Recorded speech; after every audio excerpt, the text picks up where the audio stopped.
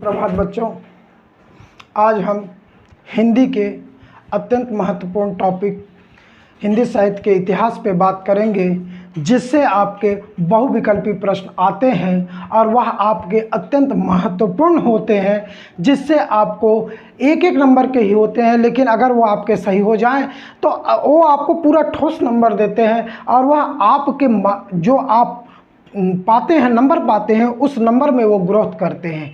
तो हम आज हिंदी साहित्य के इतिहास पे बात करेंगे, जिससे आपके अत्यंत महत्वपूर्ण प्रश्न आते हैं और आपको हिंदी साहित्य के पद्य साहित्य के इतिहास के विषय में मैं बताता हूँ कि हमारा हिंदी साहित्य का इतिहास कितने भागों में बांटा गया है और प्रत्येक भाग को किस किस नाम से जाना जाता है।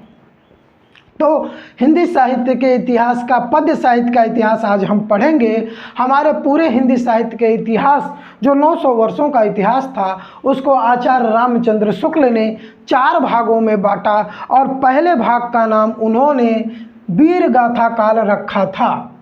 यहाँ आपको आदिकाल दिख रहा है बेटा, लेकिन रामचंद्र शुक्ल ने उसे वीर गाथा काल कहा था। इसके बाद हमारा भक्ति काल है, रीति काल है और उसके बाद हमारा आधुनिक काल आता है। ठीक है बेटा, तो आइए यहाँ देखते हैं। वीर गाथा काल को ही आदिकाल कहा जाता है और आदिकाल नाम देने का श्रेय हजारी प्रसाद द्विवेदी जी को जाता है। आदिकाल का जो समय सीमा रहा है बेटा, वो हमारा 1050 विक्रम संवत से 1375 विक्रम संवत रहा है। बेटा ये जो विक्रम संवत और ईस्वी होता है, इसमें 57 वर्षों का अंतर होता है। जो हमारा विक्रम संवत होता है वह ईस्वी से 57 वर्ष आगे चलता है। अगर कोई विक्रम संवत में दिया रहे और आपको बोल दे कोई ईस्वी में बदलने के लिए बेटा, तो उसमें से 57 वर्ष घटा दिया जाए, वह आपको ईस्वी में प्राप्त हो जाएगा। तो पहला है 1050 विक्रम संवत से 1375 विक्रम संवत का जो समय था, वह हिंदी साहित्य में आदिकाल के नाम से जाना जाता है बेटा। और उसे विक्रम संवत से अगर हम ईस्वी में बदल दें तो 993 ईस्वी से 1318 ईस्वी के समय को हम आदिकाल कहते हैं। इसके बाद दूसरा जो काल विभाजन हुआ बेटा, वह भक्ति काल के नाम से जाना जाता है। इसे मध्यकाल भी कहा जाता है और या पूर्व मध्यकाल भी कहा जाता है। इसे 1375 विक्रम संवत से 1700 विक्रम संवत के ईस्वी को भक्ति काल कहा जाता है। अगर हम इसे ईस्वी में बदल दे बेटा, तो 1318 ईस्वी से 1643 ईस्वी के काल को हम क्या कहते हैं? भक्ति काल कहते हैं। इसके बाद जो तीसरा हमारा काल विभाजन होता है, उसे हम रीति काल कहते हैं। रीति काल को 1700 विक्रम संवत से 1900 विक्रम संवत तक माना जाता है। अगर हम उसे ईस्वी में बदल दें बेटा, तो आप देखोगे 1643 ईस्वी से 1843 ईस्वी के काल को हम रीति काल कहते हैं। आधुनिक काल जो है बेटा, उसे 1900 विक्रम संवत से अब तक माना जाता है और आधुनिक काल की जो समय सीमा थी वह 1900 विक्रम संवत से अब तक का है। अगर हम इसे ईस्वी में बदल दें तो 1843 ईस्वी से माना जाता है। रामचंद्र शुक्ल के द्वारा अभी तक ये पूरा काल विभाजन रहा है। जितना ये काल विभाजन मैंने अभी आपको बताया है, काल विभाजन वह रामचंद्र शुक्ल के अनुसार है बेटा। और आप देखेंगे हमारे अलग अलग विद्वान जो हिंदी साहित्य का इतिहास लिखे हैं और जिन्होंने काल विभाजन किया है, उन सभी ने अलग समय रखा है। किसी ने 1000 ईस्वी माना है, तो किसी ने 700 ईस्वी माना है, तो किसी ने 700 विक्रम संवत भी माना है, किसी ने 750 विक्रम संवत माना है और कहीं लोग 800 विक्रम संवत या 800 ईस्वी के आसपास भी मानते हैं। तो अगर टोटल देखा जाए तो अलग अलग हमारे इतिहासकार हुए और उन्होंने अलग अलग काल विभाजन किया। उनमें में रामचंद्र शुक्ल के द्वारा दिया गया काल विभाजन सर्वमान्य है और आपके दिए गए किताब में भी रामचंद्र शुक्ल का ही काल विभाजन दे रखा है। अगर आप लोगों ने अपनी किताब पढ़ी हो, ना पढ़ी हो तो बेटा एक बार जाके फिर से आप लोग अच्छे से पढ़ लीजिए, आपको ये ऊपर वाली चीज़ें मिल जाएंगी। इसके बाद बेटा जो हमारा दूसरा पॉइंट आता है वह होता है आदिकाल का नामकरण। क्या होता है बेटा? आदिकाल का नामकरण। ये जो आदिकाल नाम है बेटा, जब आदिकाल यानी जो हमारा प्रारंभिक युग था, जब उसका डिवाइड किया गया, उसका विभाजन किया गया, तो उसको अलग अलग इतिहासकारों ने या अलग अलग हमारे लेखकों ने अलग अलग नाम से जानते हैं। जैसे आदिकाल को आदिकाल नाम हजारी प्रसाद द्विवेदी ने दिया, वीरगाथा काल नाम रामचंद्र शुक्ल ने दिया, सिद्ध सामंत काल राहुल सांकृत्यायन ने दिया, चारण काल बेटा गियर्सन महोदय ने किया। इनका पूरा नाम था अब जॉर्ज अब्राहम गियर्सन। इसके बाद चारण काल प्लस संधि काल हमारे एक और इतिहासकार या लेखक हुए जिनका नाम था रामकुमार वर्मा। इसके बाद अपभ्रंश काल धीरेन्द्र वर्मा ने कहा और बीज वपन काल महावीर प्रसाद द्विवेदी ने कहा। इसके अलावा वीर काल विश्वनाथ ने कहा। और आप देखेंगे अंधकार काल नाम दिया गया है। और भी आप देखेंगे तो किसी ने शून्य काल कहा है। तमाम अलग अलग लेखकों ने अलग अलग नाम दिए, कई नाम दे रखे हैं, लेकिन आपके लिए इतना महत्वपूर्ण है, अगर इतना आपका तैयार हो जाएगा तो आपके प्रश्न जो पेपर में आएंगे एक भी मिस नहीं होगा। अतः आप बड़े ध्यान से इसको पढ़िएगा। अगर कहीं कोई दिक्कत होगी तो बेटा वापस हमसे पूछिएगा, हम पूरी कोशिश करेंगे कि आपको वह अच्छे से फिर से समझा सकें। इसके बाद होता है हमारा बेटा आदिकाल की विशेषताएं। आदिकाल की विशेषताओं से भी आपके कभी कभी प्रश्न आते हैं, बोर्ड पेपर में दे देता है इनमें से आदिकाल की विशेषताएं हैं, आदिकाल की विशेषताएं नहीं हैं। तो आइए हम आदिकाल की विशेषताओं के बीच में पढ़ते हैं। पहला है युद्धों का सजीव वर्णन। बेटा युद्धों का सजीव वर्णन, जो हमारे आदिकाल के कवि हुए वह अपने राजा के साथ युद्ध के मैदान में भी जाते थे, वह युद्ध को होते हुए देखते थे। कई कई तो ऐसे कवि होते थे जो युद्ध देखते ही नहीं थे, युद्ध लड़ते भी थे। तो उनके द्वारा जो अनुभव वहाँ से युद्धों का जो अनुभव मिला, उससे उन्होंने जो युद्धों का वर्णन किया है वह इतना सजीव है कि बेटा ऐसा लगता है जैसे कि आंखों के सामने युद्ध घटित हो रहे हैं। जब हम वह काव्य पढ़ते हैं तो श्रृंगार रस और वीर रस का प्रयोग। बेटा आश्रयदाता थे, ये राजाओं के आश्रय में रहा करते थे, अतः राजाओं की वीरता का खूब वर्णन करते थे और श्रृंगार राजाओं को श्रृंगार प्रसन्नता अर्थात श्रृंगार रस की कविताओं को भी सुनाया करते थे। आश्रयदाताओं की प्रशंसा, और जिस राजा के अंडर में रहते थे बेटा उनकी दानवीरता का, उनके वीरता का, उनके धर्म वीरता का, हर दयालु वीरता का, तमाम प्रकार की वीरताओं का बड़ा ही सुंदर वर्णन करते थे। अतः वह अपने आश्रयदाताओं की खूब प्रशंसा किया करते थे।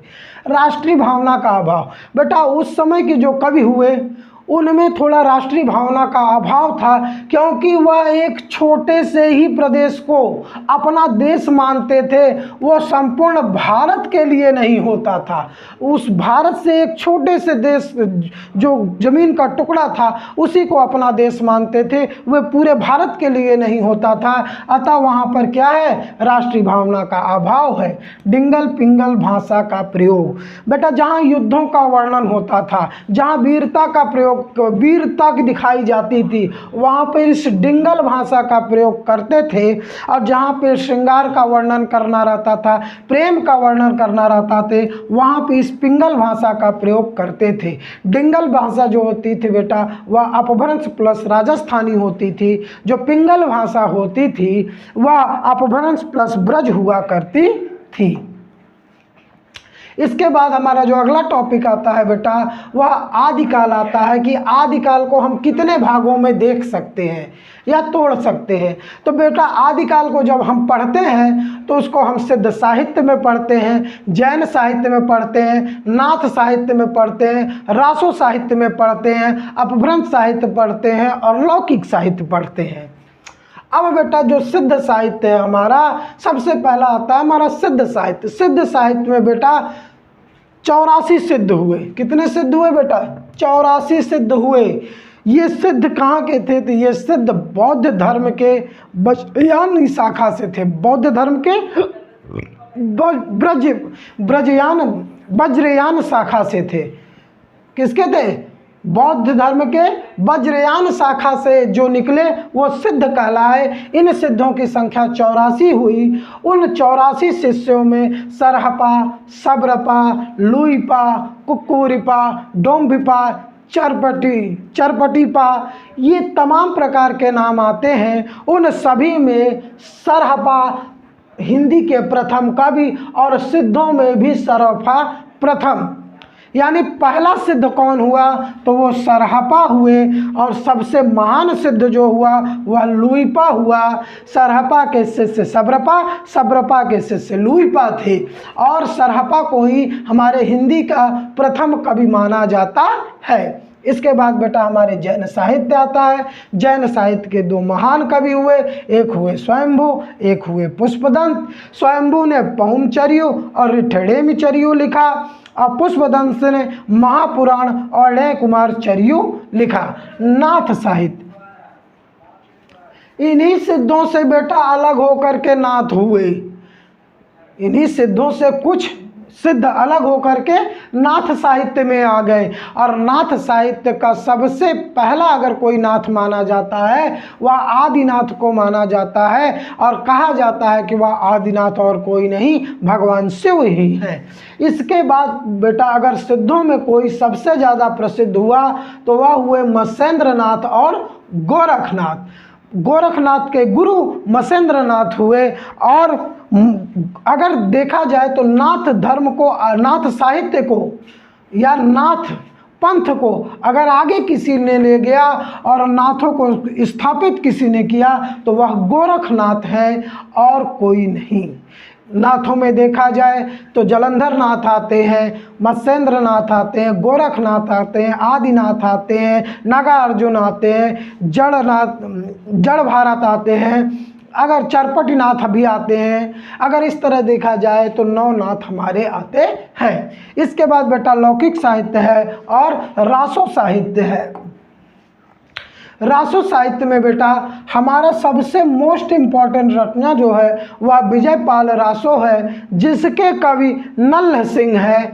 दूसरा सबसे इम्पॉर्टेंट रचना हमारा हमीर रासो है, जिसके रचनाकार सारंगधर हैं। इसके बाद 2 रचनाएं और आती हैं, कीर्तिलता कीर्तिपताका, जिसके कवि जो हैं कौन है, विद्यापति हैं। इसके बाद सर्व कहा जाए अत्यंत मोस्ट इम्पॉर्टेंट रचना पृथ्वीराज रासो, जिसके कवि चंद्रबरदाई हैं। इसके बाद आता है हमारा खुमाण रासो, जिसके रचनाकार दलपति विजय है।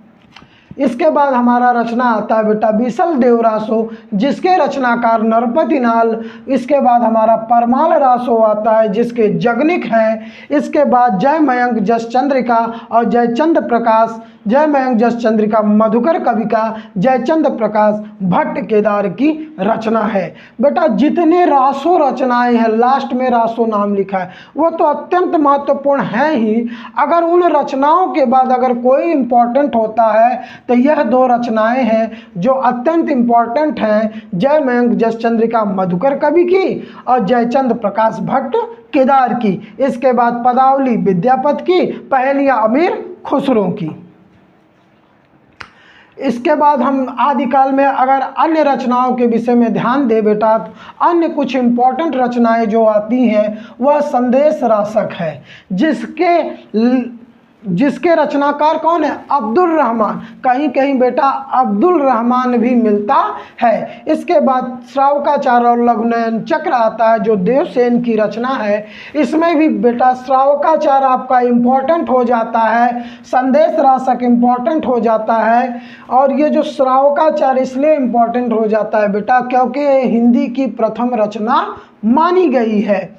इसके बाद आता है बेटा भारतेश्वर बाहुबली रास, जो शालिभद्र सूर की है, ये भी आपके लिए इम्पोर्टेंट है। अब पाहुड़ दोहा राम सिंह की है। इसके बाद बेटा आपकी जो रचनाएं आती है रेवंत गिरी रास विजय सेन सूर की, और स्थूल भद्र रास जिन धर्म सूर की, और राउल बेल रोड़ा कवि की, उक्त व्यक्ति प्रकरण और दामोदर शर्मा की, वर्ण रत्नाकर ज्योतिरेश्वर ठाकुर की। इसके अलावा बेटा अगर आपका और 2 रचनाएं कोई इम्पोर्टेंट आती हैं तो वह ये 3 रचनाएं हैं जिसमें राहुल वेल रोड़ा कवि, उक्त व्यक्ति प्रकरण दामोदर शर्मा, वर्ण रत्नाकर ज्योतिरेश्वर ठाकुर।